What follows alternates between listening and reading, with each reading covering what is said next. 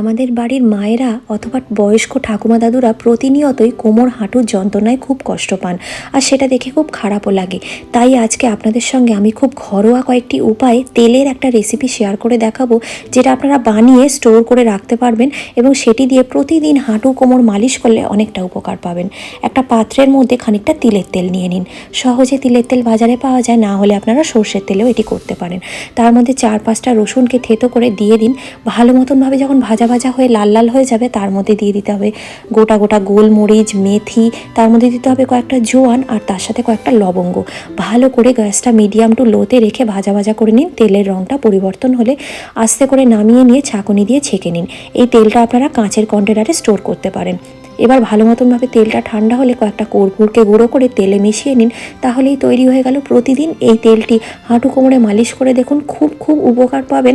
আমি কথা দিচ্ছি আপনাদের খুব আরাম দেবে এই তেল।